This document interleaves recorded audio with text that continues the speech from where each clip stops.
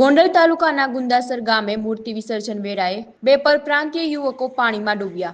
Supreme cast નામની ફેક્ટરીમાં સ્થાપન કરેલ માતા સરસ્વતીની મૂર્તિ વિસર્જન કરવા જતા આ ઘટના બની। વાજતે ગાજતે ચેકડેમમાં મૂર્તિનું વિસર્જન કરવા જતા બે યુવકો ઊંડા પાણીમાં ડૂબી જતા મોત થયા। મૃતક યુવકોમાં અમનકુમાર ગૌતમ રાય અને કુમાર ગૌરવ સુભાષ માલાહાર બિહારના હોવાનું સામે આવ્યું। આ ઘટનામાં સરસ્વતી માતાજીની મૂર્તિ વિસર્જનનો વિડીયો પણ વાયરલ થયો।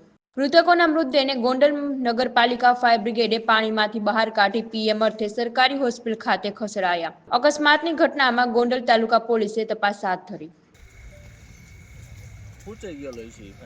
એમ્બ્યુલન્સ વાળા એમ્બ્યુલન્સ 108 તો હોઈ ગઈ